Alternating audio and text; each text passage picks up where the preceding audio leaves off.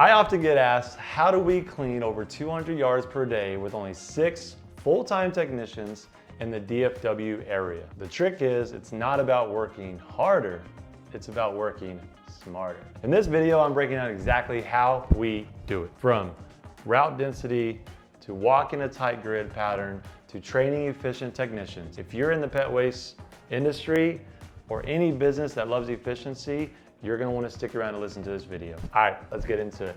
For those that don't know, my name is Justin. I am the owner of a 7-figure business in the DFW area. Currently have over 1,000 customers that we service every week.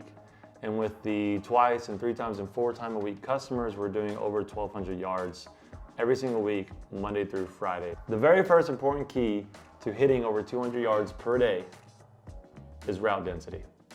More clients in a smaller area means less driving and more scooping. Here's what we focus on to maximize density. The number one thing is tight service areas. We do not take clients that are too far out of our service area. Our routes are built around clusters of customers in the same neighborhood or within the neighborhood right next to it. The closer the yards, the faster the route. We also do smart scheduling. We group new signups into existing routes. If a new client is too far from our core service area, we either give them to one of our competitors or we make a plan to expand a little, try to see if we can get into their area and build a tight route around it. Because spreading routes out too much slows us down. We also use a route optimization software. We use Sweep and Go that automatically arranges and optimizes all of our stops for the shortest drive time. A good system can shave hours off your route every single week. Sweep and Go is a CRM that we choose, and it arranges and optimizes all of our stops overnight. When my techs wake up in the morning, they have a list of all of their stops on their phone, ready to go with the tightest route possible. Check this out. This first map shows you a tight, dense route. The second, a mess of scattered stops. Which one do you think gets done faster? The next process that we use for making our routes go quickly and efficiently is the way that we walk the yard. We have a very tight grid pattern that we follow. This makes the yard go by quickly. It also makes the yard easier to scoop and less likely to miss poop. When you walk into a yard, you want to make sure that you close the gate behind you every time so that any surprise visits from your client's dogs don't go running out of the gate and then you're spending half an hour or longer chasing them down. So the first thing you want to do is close the gate. Next, we go and we check our corners, and then we walk a straight line from one side of the fence to the other end of the fence, right? So what I tell my techs is, if a yard is, say it's longer this way and shorter this way, we would walk side to side first, right? We go shortest from A to B. The shortest distance to walk a straight path is one that we choose, right? So when they go into the yard, they're gonna kind of assess what the yard shape is, the size of it, trees, things they might hit their head on very quickly. But they're gonna move over to the corner, they're gonna check out the corner, they're gonna check near the gate, and then they're just going to walk a straight line. I mean, act as if a police officer is doing a field sobriety test on you and needs you to walk a straight line. That's what these guys are doing. They're looking straight down, probably 2 feet out from the tip of their toes, and they're scanning shoulder width, side to side, left to right. They walk a straight line, and then when they get to the other end, just like if you see a military guy just kind of spin on his heels and walk back, that's what they're doing. This is what I train everybody is. Pretend like you are a very decorated Marine, you're walking a straight line, you're turning on your heels, and you're walking right back to where you came from. They do that, and they look straight down, as if a horse with blinders on. You're walking that straight line. You don't veer off your path. You don't go crooked. You don't find a turd over here and go grab it and forget where you were. You walk a straight line. When you get to the other end, now we have the longest distance to go, right? So now they are going to walk. You can walk a little bit faster on this pass because you're just kind of doing a second one over what you did, and you're going to want to go a different direction than you did the first time because sunlight, shadows, the way grass falls, it could hide the piles of poop. And so you're going to walk a different direction. They're going to go back up farthest point from the gate in that corner, and then they're going to walk the opposite direction, make sure they got everything. What's going to take you longer is if you go into a yard and what we call in the industry connecting the dots. You don't want to connect the dots. You don't want to walk into a yard and just walk around trying to find the piles of poop, you know, playing Where's Waldo, connecting dots, zigzagging, all those things are bad. They actually take longer, right? I've had guys that start working for me that argue with me and they want to walk around and zigzag it. I'll pull out my phone and I'll time them. And I'll say, do your zigzag and then walk a grid the way I want you to walk it. And every single time, the grid won on time. So grid pattern, makes you faster, and gives you way better efficiency than trying to connect the dots and zigzagging. Plus, if you're not missing piles, you're not going back to the client's house after you left, which takes even more time than just walking a tight grid. All right, so your route density is dialed in, yard efficiency is tight. Let's talk about people doing the work, because if your techs are slow or unorganized, none of this even matters. The next step for tech efficiency would be proper tool handling. We teach our techs, I know you don't think about it, but there is a technique to this. We do teach our techs a proper way of holding their rake and holding their bucket so that they aren't stooping down or bending over, hurting their back, moving up and down. It's just, they literally, you can, as you're walking, if you hold it just right, it's almost like doing a chip shot or hitting the puck with your hockey stick. You're just kind of chipping it into the bucket. You don't bend down. You don't even have to stop walking once you get really good at this, right? If you hold it just right, you're walking and you're just scooping piles into the bucket. You're not even missing a beat. You don't slow down your steps. You don't stop to grab a pile. You literally reach out and are grabbing a pile as you're walking up on it. You're throwing it into your bucket. So the proper technique with your tools, holding it, we call it the flick of the wrist. They call it the flick of the wrist. There's an elbow pop, there's a shoulder pop. It all goes into it, right? So you get that good flick. Sometimes if you do it just right, I know this is weird because it's poop, but sometimes you do it just right, you can actually hear the pile of poop hit the back of your bucket. That's how you know you got a good shot. Other thing is technicians being focused and concentrating on their speed. The best techs don't stop to check their phones or wander around. They stick to the grid and they stay engaged with looking down, looking at what they're doing. I don't care what kind of pool they have. I don't care what color their shed was. I don't even know what kind of signs my clients have on their porch, right? I could go to a house every week for an entire year and I cannot tell you what plants or what signs. There could be a huge Stone Cold Steve Austin middle finger on their back porch.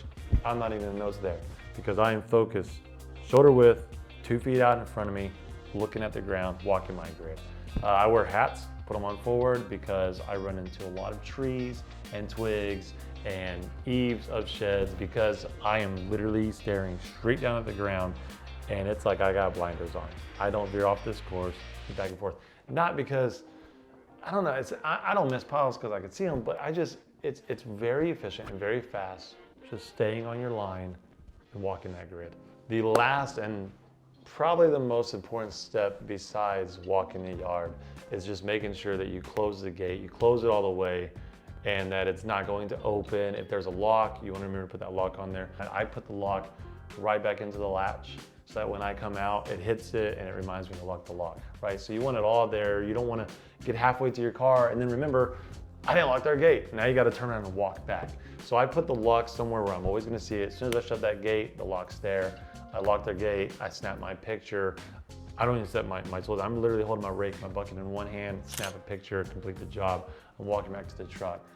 When I get back to the truck, what we do also for route efficiency, a lot of guys like to spray off their rakes and spray off their bucket and all that. So what we do is we just took kind of one thing out of the spray process. I put a bucket in our truck that's at the corner of the bucket. It's on the passenger side. If you're parking right outside the street, it's right there. When my guys come into the truck, the first thing they do is they put the rake into that bucket. That's going to sanitize their rake, plus it's also going to clean it as they drive. So they're not sitting there spraying it off. The rake is going to have the most, poop stuck to it, right? I mean, if you're really good at it and fishing, you're walking the screw right, it's not on your shoes, it's on the rake. So you don't want to sit there spraying it off and cleaning it, wiping it with towels. It's going to take more time. We just put the rake directly into the bucket while you're driving, it's swashing around. One of my techs even put some marbles that you would find like in fish aquariums, a little disc marble, little crystal things. You can get some clear ones. You can get any color you want actually, but he actually put those in his bucket. He's got a double bucket process with holes in the top one, fills it up with water and bleach. We got a ratio for that. He puts the marbles in there, so while he's driving, the marbles are going all around and they're hitting the rake, they're cleaning it. So he's not wasting any time spraying it, wiping it off with paper towels. The next thing is we have a black bag, like a contractor's bag, 30-gallon bag in the back of the truck already there. So that way when they walk up, we also don't tie our bags and we don't put the drawstring around the handle. That takes more time. I actually put a clip on the handle of our bucket with a metal clamp securing it on there. That clip holds the bag. When you're walking out, you just basically hit that clip, the bag comes undone, you pull it off, we do a little spin on it, overhand knot. When you get to the back of the truck, you spray off your bucket, you throw the white bag into the contractor bag, close your tailgate. When you walk around to the driver's side, we have a milk crate sitting there on that corner of the bed up near the driver door. There's a sprayer bottle about this big. You can get it from Home Depot. It has a little orange plunger on it. It's like a handheld sprayer. They grab that, they spray a water bleach mixture on the bottom of their shoes, they put it back, and they're in the truck. Once they're in the truck, something that helps with efficiency is when we get to the job. One of the first things we do when we pull up is we're hitting directions on Sweep and Go app. It has a list of your stops. It has directions on every single stop that automatically opens up your maps. And so when our guys pull up, one of the first things that they're doing is they're hitting directions on the next house. They're seeing how far away it is. If the house is 5 minutes away and they know this yard takes them 5 minutes to clean, they're gonna go ahead and they're gonna send that client a 10-minute text. That saves you a lot of time, because if you forget to do that and you want them to have at least a 10-minute text, if you get done with the yard and get back in the truck, you're like, oh crap, I gotta send them a 10-minute text, I'm only 5 minutes away. Now I gotta sit on the road for 5 minutes. If you do that at 30, 40 stops, you're adding hours to your day. And so we really stress to our guys, when you pull up at a house, check the next house, see how far away it is, right? If it's 10 minutes away, you don't need to send them an on the way text. If it's 6, 7 minutes away, sometimes what I do is as I'm walking to the truck from the gate, I'll go ahead and send them a 10-minute bin. Our average yard is 6 to 8 minutes per yard. When we reach out, we're so fast that clients will reach out and they'll like, my yard takes me 20 to 30 minutes to clean. Y'all are only here for less than 10. Are you sure the guy did a good job? And we'll tell them, hey, we have a 24-hour guarantee. So please go check your yard. If you see any poop, let us know, we'll come back and get it. But you're paying us for a clean yard, you're paying us for having no poop in your yard anymore, and you're not really paying us for the time, right? We get more efficient, faster and better what we do, and you're paying for the yard to be clean. Another quick bonus tip, like I've touched on before with having the clips on the buckets, is you want to have the right equipment. The right equipment makes a huge difference. So using heavy shovels, using the grabber scooper that you're doing this all day and on, that's going to slow you down. It's going to make you tired. The more worn out you get, the slower you're gonna be, right? So you wanna have the right tools. So our yellow buckets, they're the quickie jumbo debris buckets from Home Depot or Lowe's. They're super light, they're easy to use. First thing I always say, I'll make a video on this later on the right tools, and I'll actually go outside and show you our tools, but the first thing you wanna do is swing the handle around. It helps out your forearm and everything be straight. Super easy to do. But we use the light quickie jumbo debris yellow dustpans. There's even a red one at Tractor Supply, same thing, get whatever you want. But we also use light rakes, right? So a lot of people talk about the Corona cultivator. It's all metal, it's super heavy, it's a shorter rake. I'm gonna do that in the other video that I have coming up in a week or two as well. But we like to use either a child's rake. You can find this at Home Depot for $5 or $6. It's a metal rake, super light. Even better than that is a shrub rake, right? It has a wooden handle, it has a plastic head. It's about the same width of the child's rake, about this big, but it's called a shrub rake. It's probably 6 feet long, so you don't really have to bend over when you're using it. It's super light. It's really gonna make you quicker having easier to use tools. You're not bending over, you're not lifting heavy items and wearing yourself out. So to wrap this up, the secret to cleaning 200 plus yards per day with only 6 technicians isn't a superhero effort. It's a combination of only 3 things: route density, grid patterns, and efficient technicians, right? Keep your routes tight. Don't overspread yourself. Walk a tight, quick grid pattern in the yard. Don't look off of your line, right? And efficient technicians, meaning get people that care, train them correctly, and make sure that they are efficient and that they are clean and that they're doing what you want them to do. Implement these 3 processes and I guarantee you'll see your efficiency go through the roof. If you got value from this video, be sure to check out William's latest video on how they got over 140 new clients in 3 days. Astonishing. I don't even know how he did it, but he talks about it in the video, their marketing efforts, what they do. It's incredible. Check it out.